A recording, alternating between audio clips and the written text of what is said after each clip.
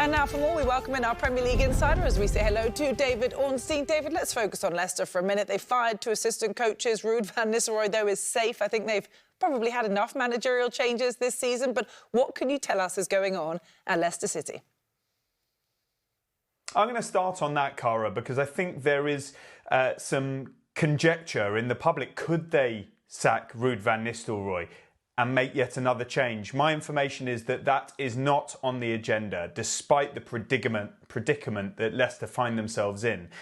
Ruud van Nistelrooy, you can't say in this industry is safe, but that's not something that's at the top of the agenda. I'm not even sure that they could afford it if they wanted to do so, given their financial situation, but also the PR impact it would have on King Power and the ownership. Ruud van Nistelrooy hasn't even been able to bring in any backroom staff. He wasn't really able to invest in the January transfer window, just one signing at low cost.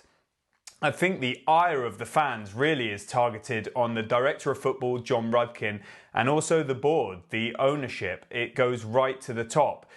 Another managerial change, will that solve it? It seems that the focus is not so much on the dugout right now.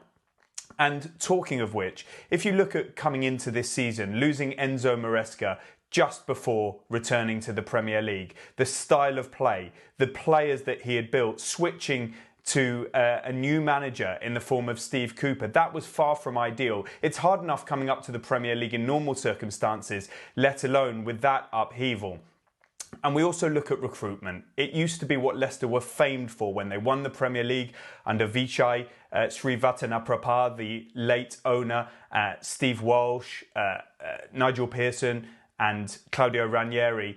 Really, that's fallen apart. They replaced so well back in those days. They've not done so on this occasion. If you look through the players, if you look at the transfer fees committed, the salaries given to those players, the long-term contracts, it's landed them in PSR, financial fair play trouble.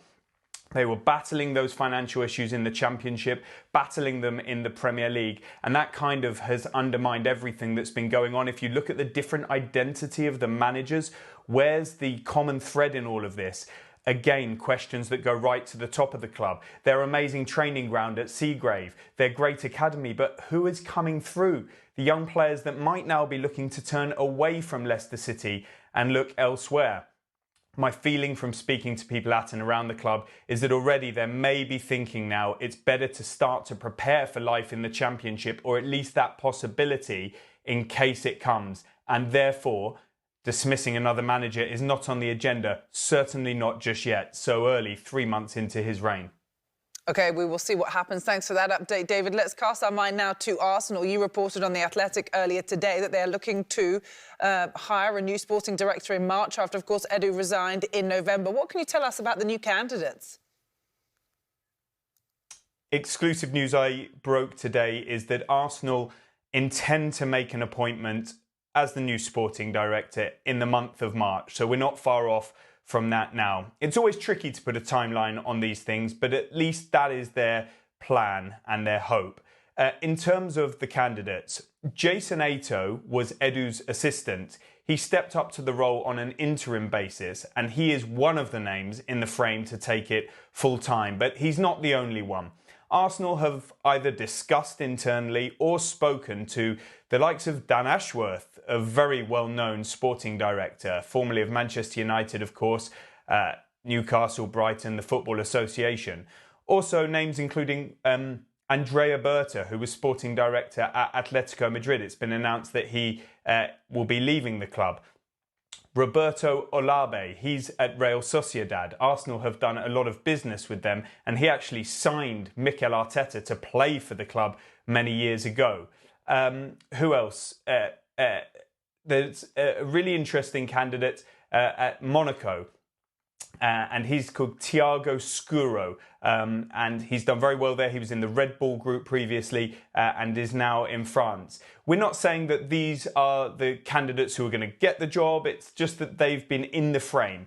And Arsenal are now going to step up their process. They're going to sort of whittle down the options and then go on to interviews. And it was with the help of a recruitment firm initially. It will go on to Tim Lewis on behalf of the ownership, Richard Garlick and Mikel Arteta will be part of the interview panel, all overseen by KSE, the ownership, the Kroenke family. No decision will be taken without their approval. And this is such a crucial appointment because it will lead Arsenal forward, as Edu helped lead Arsenal to this point.